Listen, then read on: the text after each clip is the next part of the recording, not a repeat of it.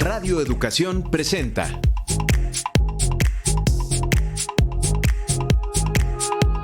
Datos y hechos, información y análisis confiables.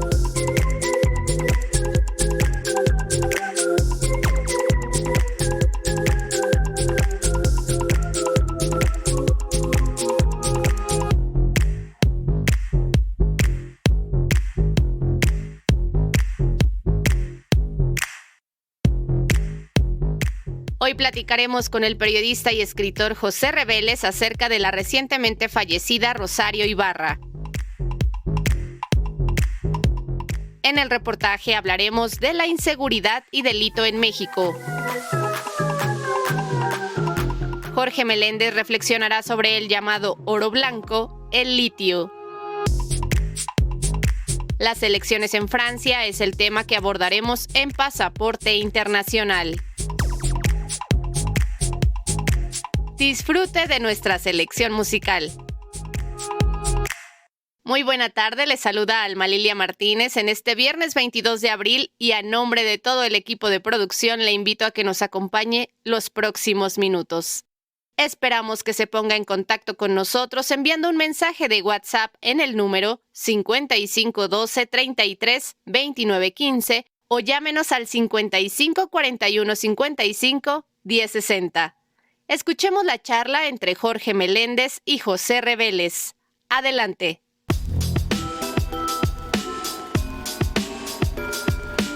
Diálogo semanal.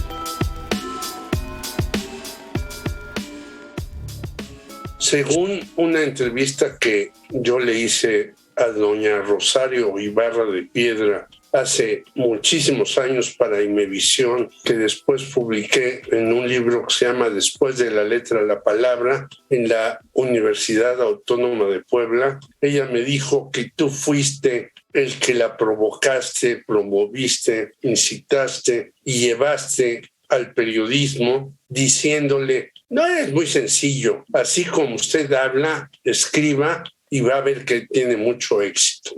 ¿Es cierto esto, Pepe? Absolutamente, y es de las pocas personas a las que se les puede decir eso. O sea, una persona que es excelente oradora, ¿no? Y que tenía una cultura, más allá de que no era una licenciatura.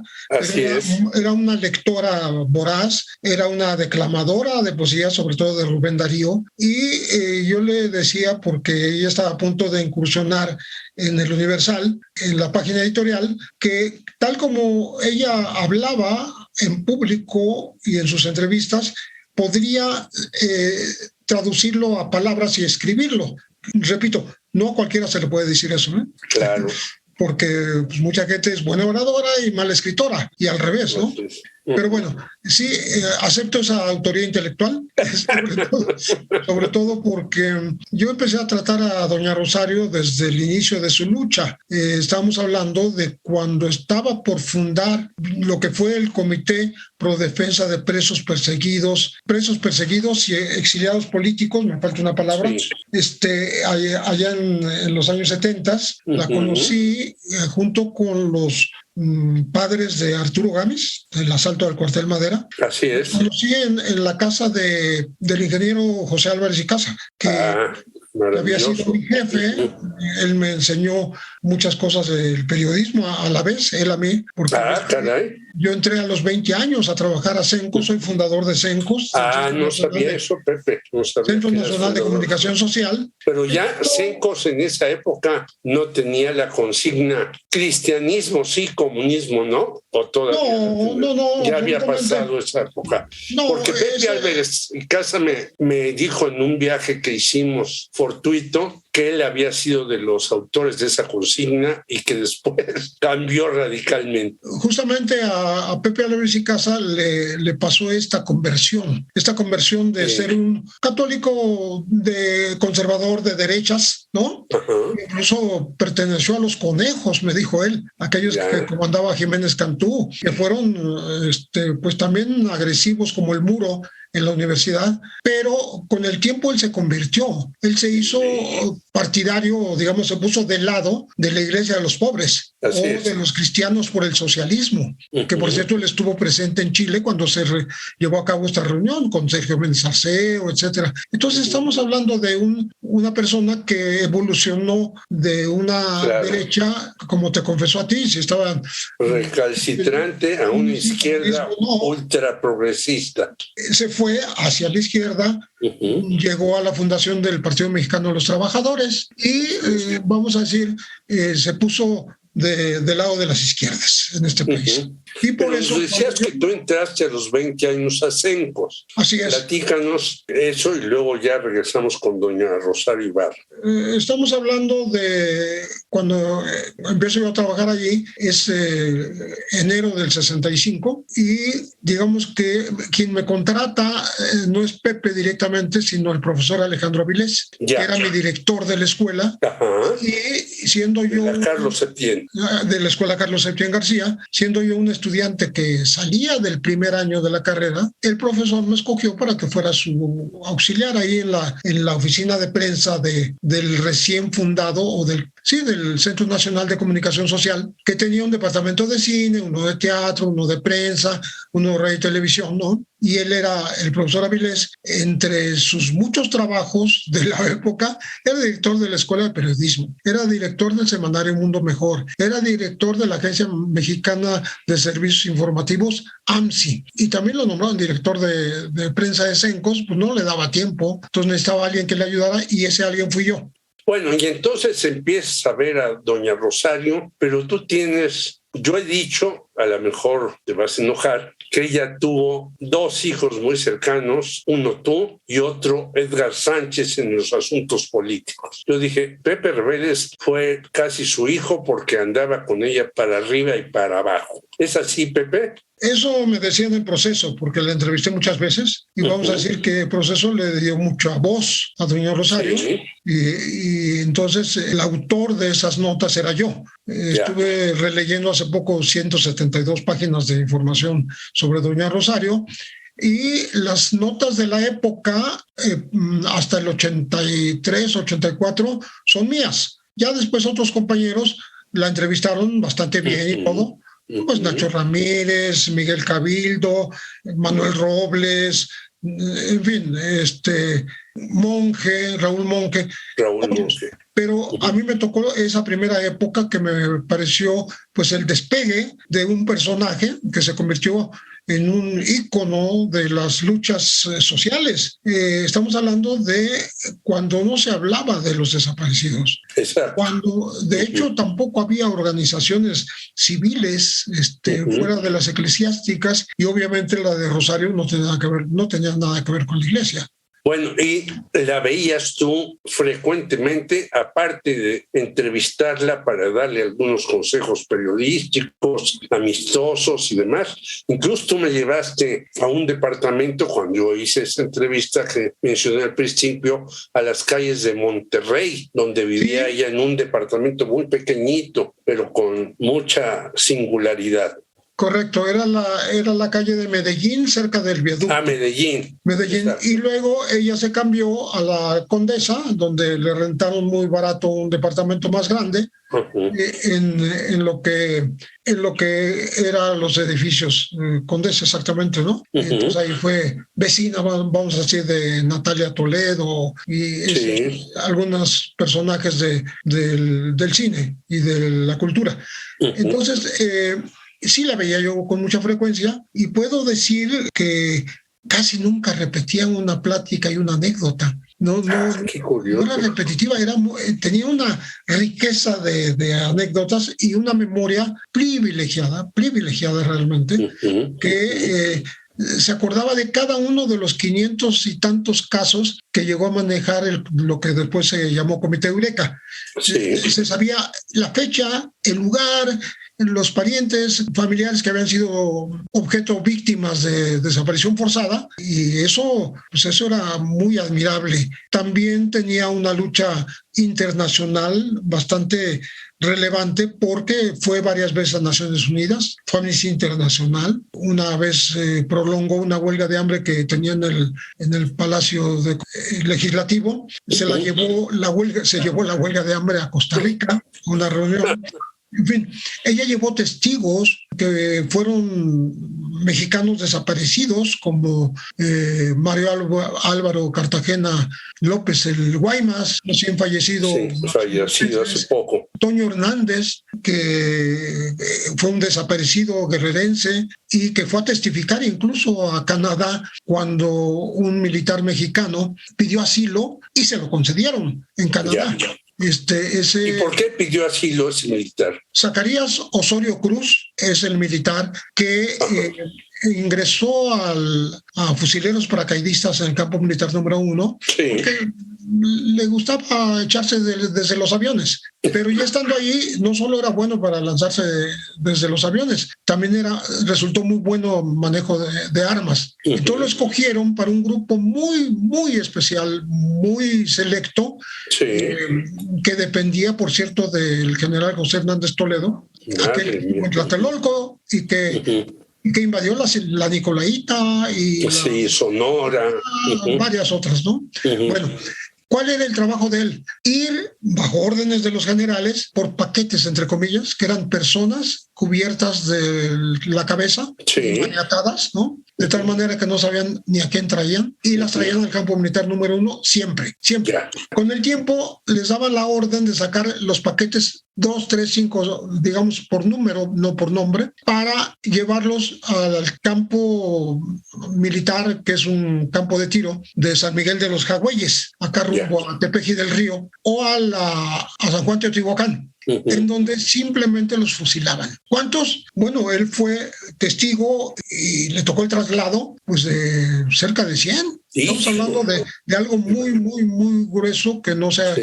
Yo espero que se investigue ahora con la nueva Comisión Nacional de búsqueda de memoria y de reparación y no repetición, que es decretada por el presidente de la República apenas el año pasado. Oye, ¿y tú qué le platicabas a ella y ella qué te platicaba a ti? La señora Rosario Ibarra de Piedra, contigo, que fuiste un testigo privilegiado. Has dicho cosas que en esa entrevista, porque yo dije, pues, ¿cómo voy a entrevistar a Rosario? ¿De qué le voy a preguntar? Entonces le pregunté de periodismo y me citó a Rubén Darío y me citó a un periodista español que decía, hay que decir siempre la verdad, aunque después en el editorial, si tú eres de derecha, digas lo contrario, pero si la verdad es que el gobierno está matando gente, hay que decirlo. En fin, me dio varias lecciones de periodismo a mí mismo. ¿Qué platicabas tú con ella? Bueno, hablábamos, ella no era monotemática, pero digamos que el tema preferencial de nuestras pláticas pues era la lucha por los desaparecidos, ¿no? Y de qué es lo que había ocurrido con algunos de ellos. Yo pude intervenir para que algunos salvaran la vida. El propio Toño Hernández, que te mencionaba hace rato, yo publiqué cuando lo secuestraron y lo desaparecieron la primera vez. Luego salió libre. También al Guaymas me tocó ir por él con doña Rosario. En un Volkswagen fuimos por él al reclusorio norte, cuando la amnistía de José López Portillo. Digamos, me tocó trabajar el tema de otro ex guerrillero de Chihuahua, que lo sacaron de la cárcel y lo echaron del país sin documentos, que allá anda, Rigoberto. Entonces, sí me tocó estar muy cerca, recibir las informaciones de primera mano, pero también, digamos, fuimos cómplices, vamos a decir. Colaborar, sí. Sí, compañeros del mismo fin. Un procurador de ingrata memoria, que era Óscar Flores Sánchez, había sido de Chihuahua. gobernador de Chihuahua, y le tocó reprimir al movimiento guerrillero que también ahí surgió cuando aquel triple asalto a 3 instituciones bancarias y la muerte de Diego Lucero, la participación de Marco Rascón en esos asaltos, ¿no? Todo eso lo hice, pues, digamos, durante mi relación con doña Rosario. Lo de Chihuahua no, porque eso fue en el 72, pero de todas maneras, 15 de enero del 72. Pero muchas de las informaciones y reportajes que yo pude hacer, te decía lo de Óscar Flores Sánchez, él le hace una contestación a Amnistía Internacional en 1979, en donde miente abiertamente, es decir, mata en el papel a varios exguerrilleros que, según él, los mataron sus compañeros, cuando fueron vistos posteriormente, por ejemplo. Entonces, con ayuda de doña Rosario, le contestamos y está publicada esa respuesta en proceso. Yo estaba entonces ahí. Ella, acabo de leer que Elena Poniatowska la conoció cuando doña Rosario protestaba, estaba en una marcha por el nombramiento de Gustavo Díaz Ordaz como embajador de México en España, de José López Portillo. O sea, que estuviste tú ahí, ¿no? Estuviste en Relaciones Exteriores. También estuve ahí coincidimos, pero ahí no nos pregunta que no nos molestó el bojón. Un poquito después. Entonces, de hecho, cuando me conoció, cuando yo la conocí, nos conocimos los dos, ella primero dijo una cosa muy hermosa, dice, no, fue amor a primera vista, o sea, siempre nos llevamos bien, ¿sí? Y segundo, ella dice que pensaba que yo era un señor mayor, yo era un chavo todavía. Por lo que escribía. Un señor mayor porque que escribía yo con mucha seriedad mis temas, y yo había publicado el primer desaparecido de la lista de su comité. Sí. ¿Quién fue? Fue 18 de mayo de 1969. Como 8 años faltaban para la fundación del comité. Oye, y aparte de declamar muy bien, que dicen algunos, bailaba, cantaba, hacía todo lo que las personas normales, porque a veces estos ídolos se ven como fuera del mundo. Claro, y ella solía decir en público, delante de los demás familiares desaparecidos, y después la Fundación Hijos, con los hijos de los desaparecidos, sí, como Pavel, como Tania, hijos de Sara Hernández. Ella decía, no nos van a amargar, o sea, no nos van a quitar la felicidad. No, nunca nos van a amargar. Exigimos justicia, pero no estamos amargados. Tampoco queremos venganza. Queremos justicia. Y estamos reclamando la aparición con vida de nuestros desaparecidos. Ella se molestó mucho con la FEMOSP, la fiscalía que se fundó en tiempos de Vicente Ignacio Carrillo Prieto. Con Ignacio Carrillo Prieto, la Fiscalía de Delitos del Pasado, para abreviar, porque era larguísimo nombre. ¿Por qué se molestó? Decía doña Rosario que era la Fiscalía del larguísimo nombre y nulos resultados. Se molestó porque decía que parecía que nada más andaba buscando muertos, no estaba buscando a desaparecidos en vida. Y ella se preciaba de haber logrado regresar a la vida normal, a salir de un encierro clandestino, pues a varias decenas de mexicanos que habían estado desaparecidos. Fueron desaparecidos temporales y logró que aparecieran, porque ella se iba con una grabadora, una videocasetera o el puro cassette, y adentro le prestaba una reproductora y ponía las canciones que su hijo Jesús prefería, o sea, las que le gustaban. Me acuerdo Las Isabeles, El Sauce y la Palma, y las ponía a todo volumen ahí en la cárcel militar. Se hacía pasar como pariente de un desertor del ejército y así entraba a la cárcel y reproducía las canciones para que su hijo, si lo escuchaba, si estaba ahí en la cárcel, supiera que ella ya lo andaba buscando. Ella había llegado.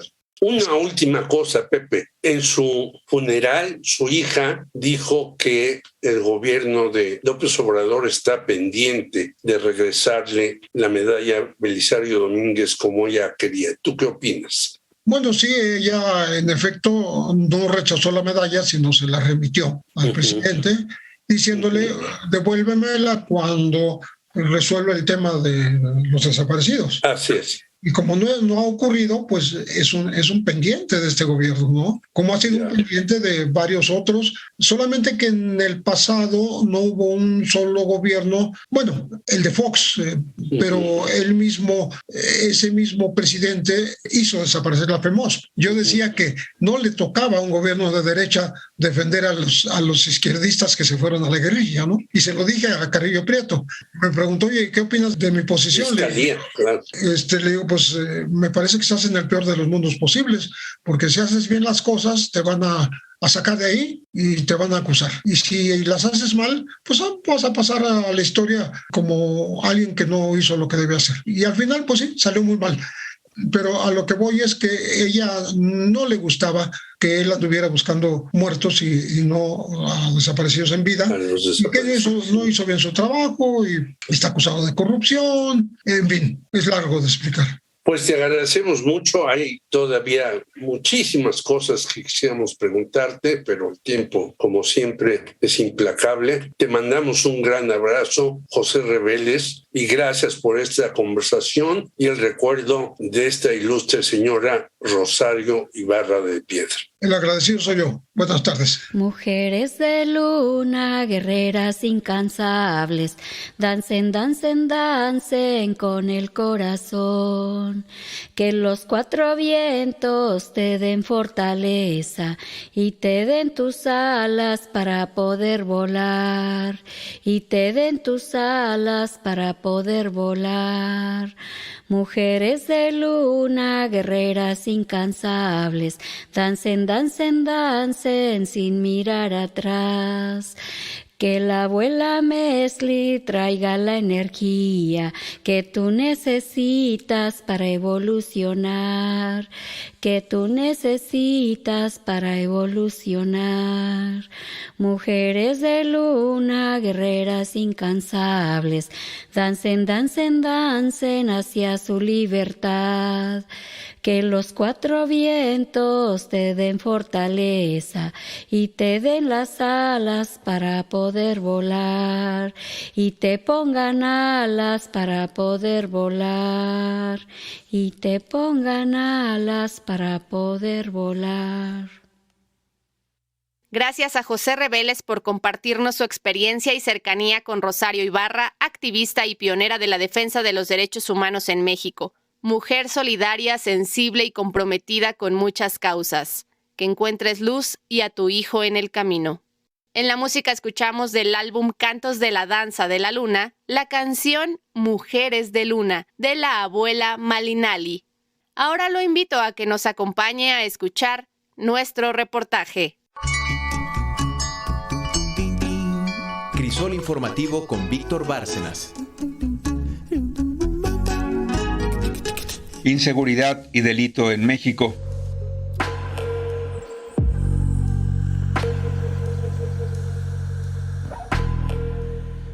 Uno de los asuntos que más ha costado resolver al gobierno federal en esta administración ha sido el problema de la inseguridad que afecta a la población mexicana a lo largo y ancho del país.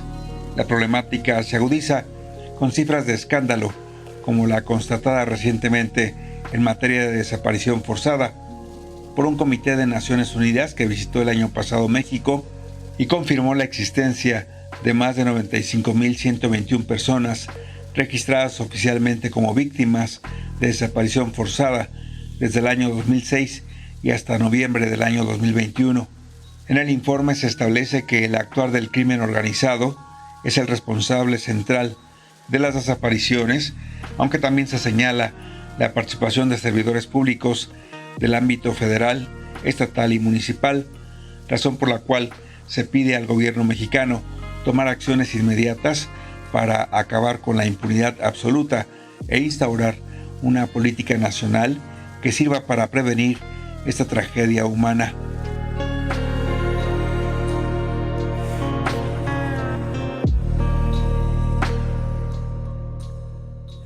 El presidente Andrés Manuel López Obrador ha reconocido que la situación de la actividad delictiva es uno de los asuntos que más preocupa a su administración de gobierno y se trabaja para reducir los niveles de criminalidad.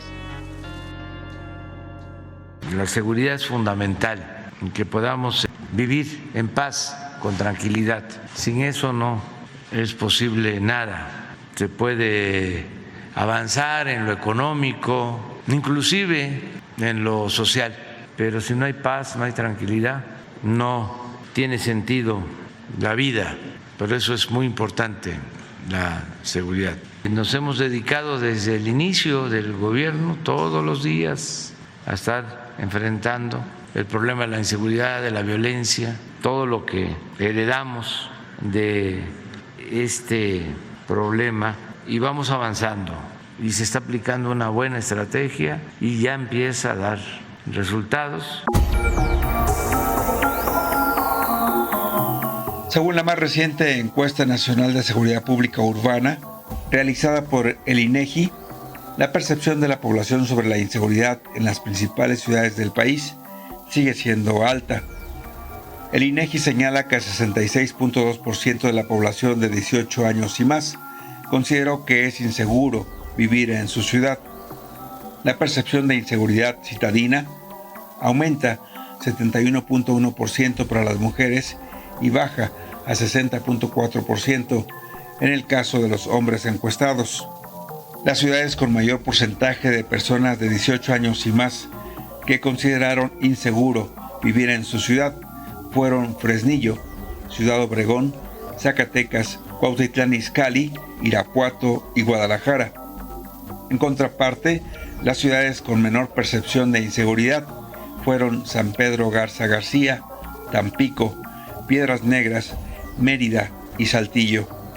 La encuesta del INEGI señala que casi 7 de cada 10 adultos en México viven inseguros cuando van a un cajero, cuando usan el transporte público y cuando caminan por las calles que usan cotidianamente. No obstante, en la encuesta del INEGI, cuando se pregunta sobre la confianza en las autoridades, el Ejército, la Marina y la Guardia Nacional tienen entre 75 y 85% de confianza, mientras que las policías estatales y municipales tienen entre un 45 y 52% de confiabilidad.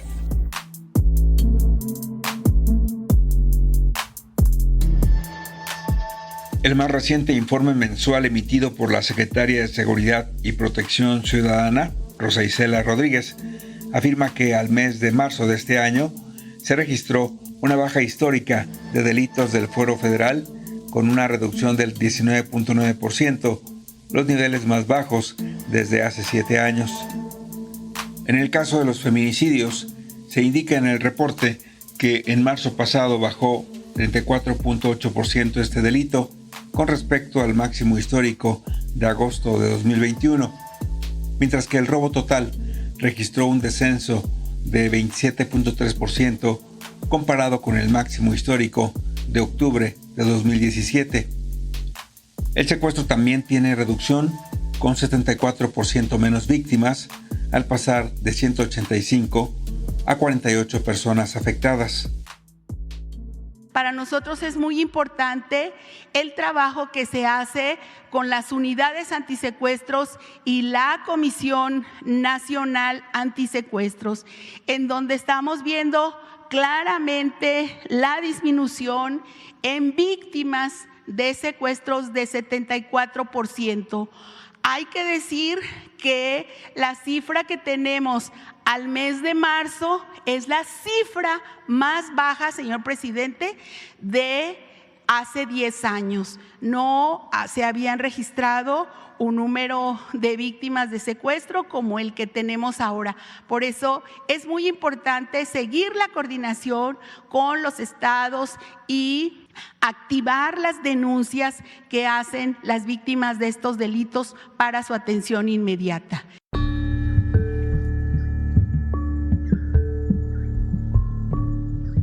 La secretaria de Seguridad y Protección Ciudadana, Rosa Isela Rodríguez, precisó que los indicadores al alza en materia delictiva tienen que ver con acciones criminales relacionadas con armas de fuego y explosivos, que se incrementaron en un 2.8%, y los delitos patrimoniales tuvieron un aumento de 11.4%.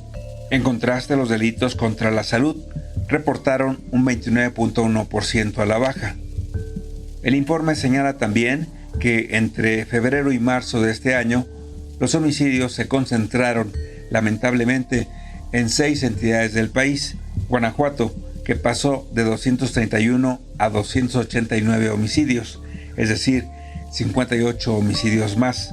En Michoacán, el aumento fue de 22 casos, al pasar de 250 a 272. En el Estado de México, El aumento es de 166 expedientes.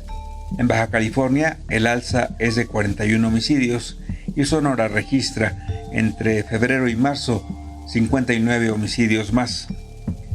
Y aunque la estrategia en materia de lucha contra la inseguridad en algunos casos comienza a traducirse en una baja de los delitos, la percepción ciudadana sobre los niveles de la criminalidad que opera en el país sigue siendo elevada.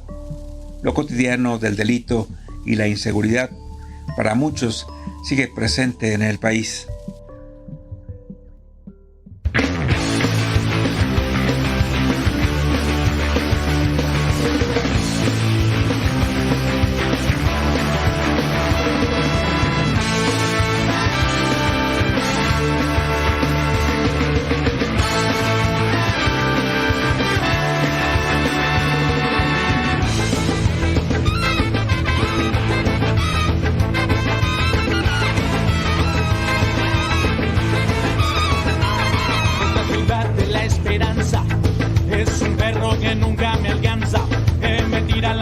Mientras corro por mi vida en la trinchera que me convierte en fiera, casi gigante de millones de habitantes que no quieren saber nada de nada, con el reloj corriendo por sus venas y la vida que se va con tantas penas. Más a prisa el mundo se alista y va en el metro con tanto aprieto, y a las mujeres les meten mano hasta en lugares que pa' que te cuento, y en la calle el despapalle, tráfico intenso, ambiente denso. Uno se pasa un alto, otro comete un asalto. La gente amontonada en los servicios y en la embajada y en las instancias de gobierno. Todas las colas son un infierno y no hay nadie que no vea, y no hay nadie que no vea, y no hay nadie que no vea, y no hay nadie que no vea. El descontento social ya no es nada normal. Hasta en un hospital te tratan como un animal. El descontento social ya no es nada normal. Hasta en un hospital te tratan como un animal.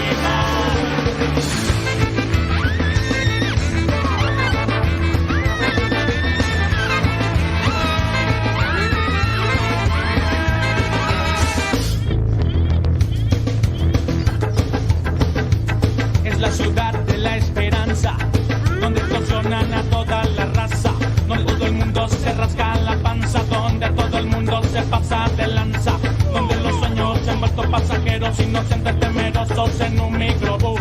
Y para que se haga justicia tú tienes que caerte siempre con una luz. Así funciona la cosa, así de loca la cosa, así funciona la cosa, así de loca la cosa.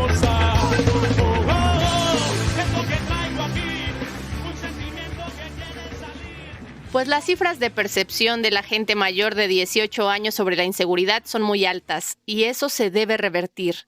Gran reto para este gobierno y tiene que responder lo más rápido posible para que la gente no salga a la calle con temor a sufrir cualquier delito, sobre todo las mujeres. Veamos qué instrumenta este gobierno. En la música escuchamos a Panteón Rococó interpretar La Ciudad de la Esperanza. Esperamos sus comentarios a través de un mensaje por WhatsApp al 5512 33 29 15 o marque a nuestra línea telefónica 55 41 55 10 60. Continuamos con datos y hechos. Ahora escuchemos el comentario semanal.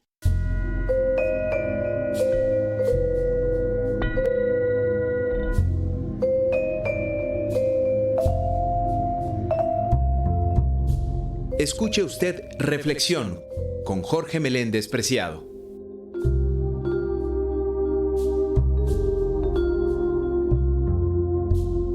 Litio, la gran apuesta mexicana.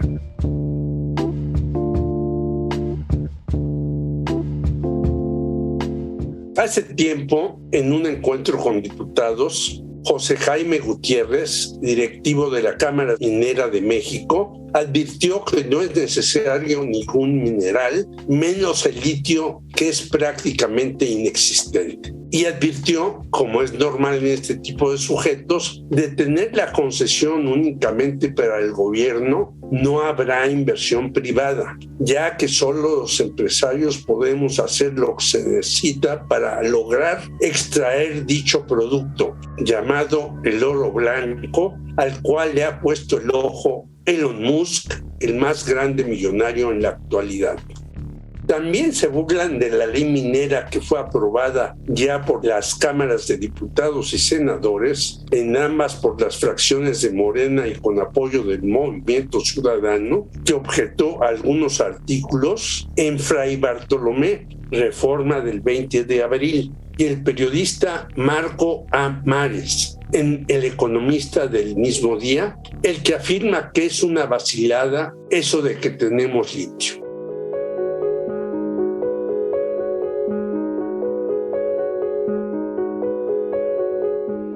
No lo ha visto así una empresa de capitales chino e inglés, Bacanora Lithium, que desde hace tiempo obtuvo una concesión en Sonora para explorar dicho mineral, la cual hizo una brecha de varios kilómetros para llegar a donde está el metal.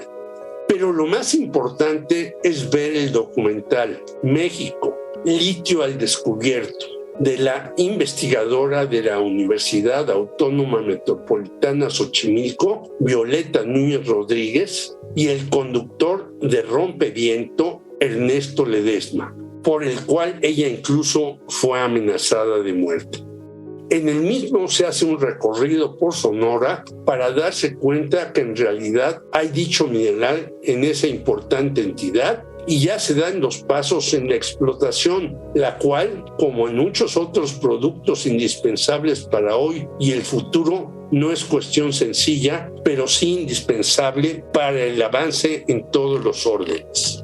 En un principio se tenían informes que se encontraba en 116 lugares. Hoy se sabe que es susceptible de explotación en 82 sitios por parte del gobierno mexicano, sobre todo porque en la mayoría de ellos se trata de ejidos.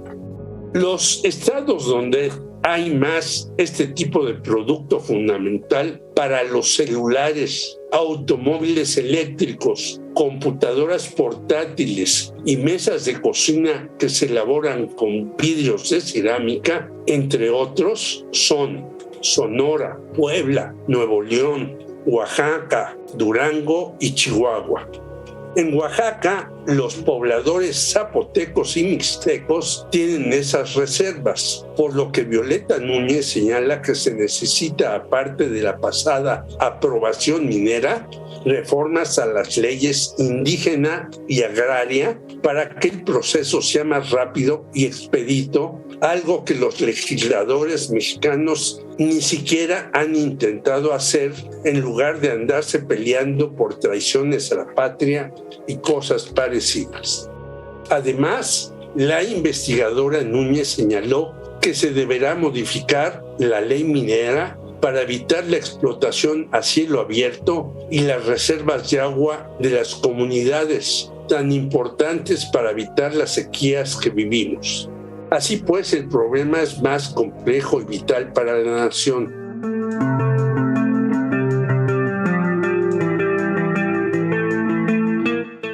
La estrenada ley minera, informan, ya la contemplaba tanto Andrés Manuel como el secretario de Gobernación, Adán Augusto, desde octubre del año pasado.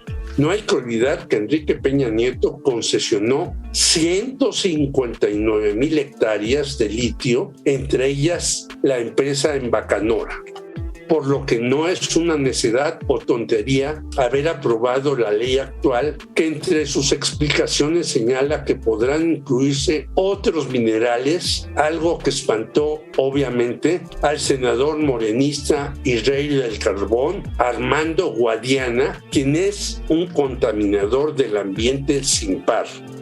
México está entre los 10 países con mayores reservas de litio, aunque el más importante en la lista sea Australia. Recientemente, el gobernador de Puebla, Miguel Barbosa, señaló que en 8 municipios hay litio. La empresa especializada en el litio y otros minerales que serán básicos en los próximos años, Ganfeng Lithium, ha dicho que no importa que el multimencionado polvo esté en roca o en arcilla, pues lo importante es descubrirlo, procesarlo y venderlo, pues su demanda crecerá ampliamente en los siguientes años.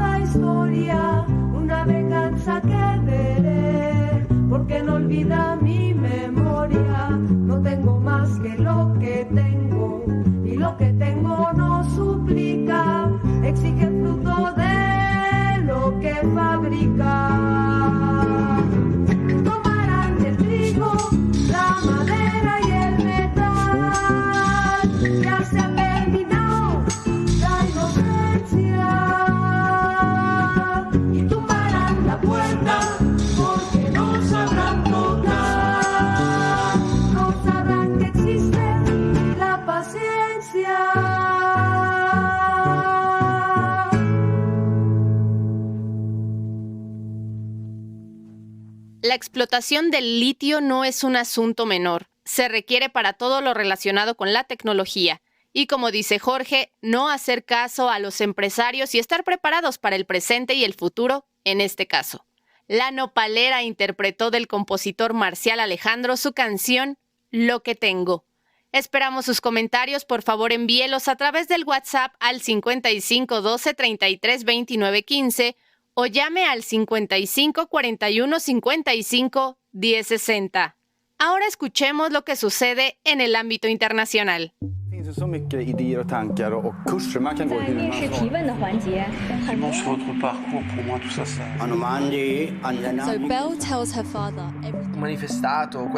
Pasaporte internacional a cargo de Ricardo Mercado Bravo.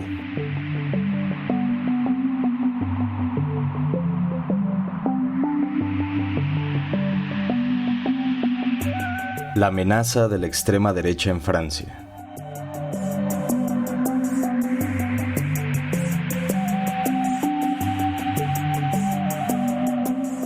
Un terrorífico fantasma recorre Europa. Es el fantasma de la extrema derecha. Francia, el segundo país con más peso político del viejo continente, se encuentra amenazado por un movimiento de radicales de derecha que se autodenominan Reagrupamiento Nacional. Su lideresa es Marine Le Pen. Marine es hija de Jean-Marie Le Pen, un antiguo líder de la extrema derecha francesa que se hizo famoso por sus comentarios antisemitas, xenofóbicos y filonazis. Marine ahora está muy cerca de convertirse en la presidenta de Francia y el mundo tiembla de miedo.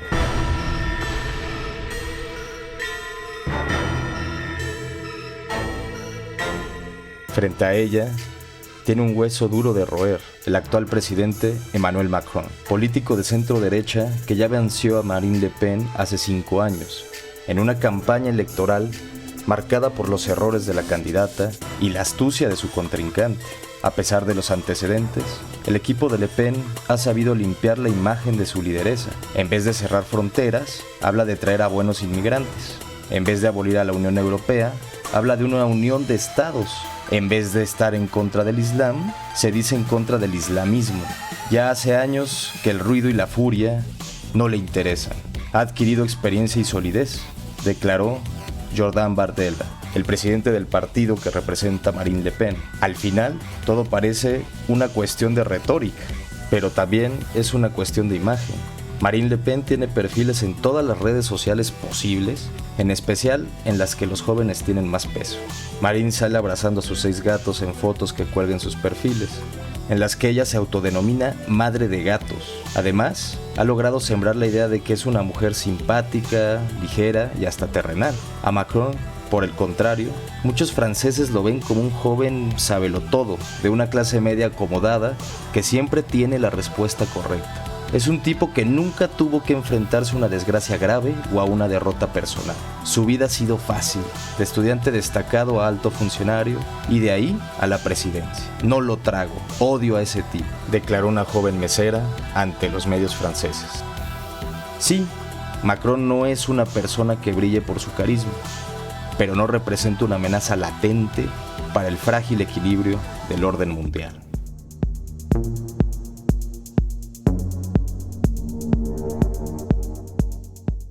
Por primera vez en su historia, la Unión Europea tiene la verdadera amenaza de desintegrarse. Su cuerpo se apoya bajo Alemania y Francia, quienes son las naciones que mayor importancia tienen en Europa y las que acaban dictando a las demás el paso a seguir. La probable llegada de Le Pen supondría el fin del eje Francia-Alemania, lo que sería una derrota por un mundo menos beligerante y una franca victoria para la extrema derecha. Otra más en menos de una década. Por ejemplo, Polonia y Hungría han tenido una deriva autoritaria importante con la llegada de partidos populistas de extrema derecha, que ahora simulan elecciones para decirle al mundo que son democráticos. Por otra parte, tampoco debemos olvidar que en la Gran Bretaña domina un gobierno formado por aquellos que provocaron el Brexit. En suma, una Francia dominada por Le Pen significaría un punto de quiebre definitivo entre un bloque de extrema derecha y antiliberal y otro que busca, desesperadamente, que las visiones maniqueístas y reduccionistas no dominen el mundo en el que vivimos. Marine Le Pen dice tener buenas intenciones, pero, como dice el refrán, el infierno está lleno de ellas.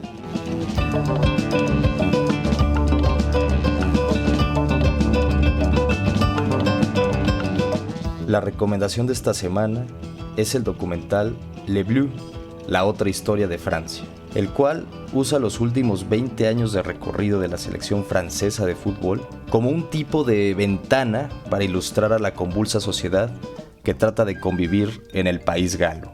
Un documental imprescindible para entender que el deporte no es un circo inocente, sino una herramienta que tiene un rol político preponderante. Este comentario va dedicado a Víctor Alfaro, gran apasionado de la cultura francesa. Gracias por su atención, estimados radioescuchas. Nos escuchamos aquí, en Radio Educación, en el Datos y Hechos de la siguiente semana.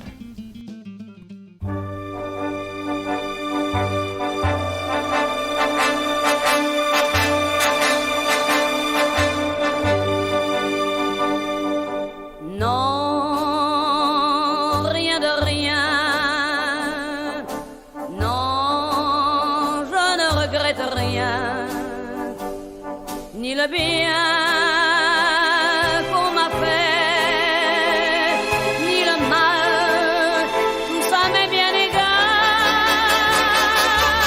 Non, rien de rien. Non, je ne regrette rien. C'est payé.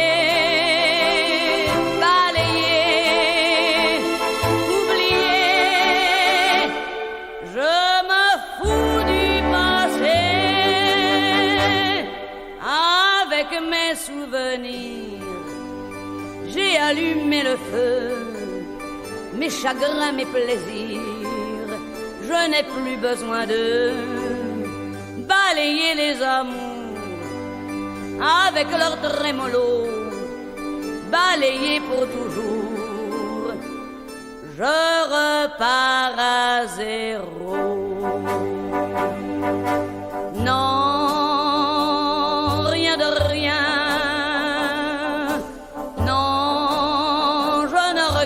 Rien, ni le bien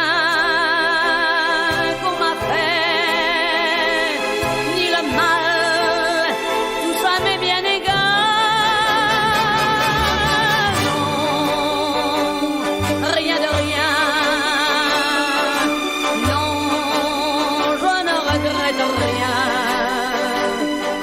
ma vie,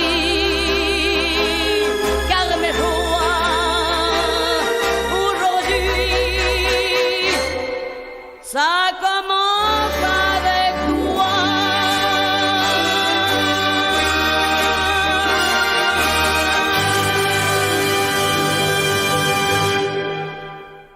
Pues sí, se juega la presidencia de Francia en unos comicios muy reñidos, unas elecciones que culminarán el domingo 24 de abril con la votación de sus ciudadanos. Estemos atentos a lo que suceda en el país galo.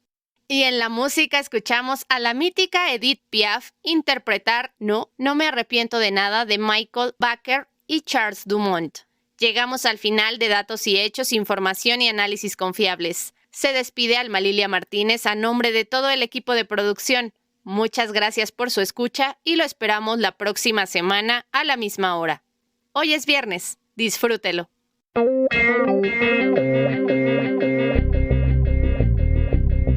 Esto fue Datos y Hechos, información y análisis confiables.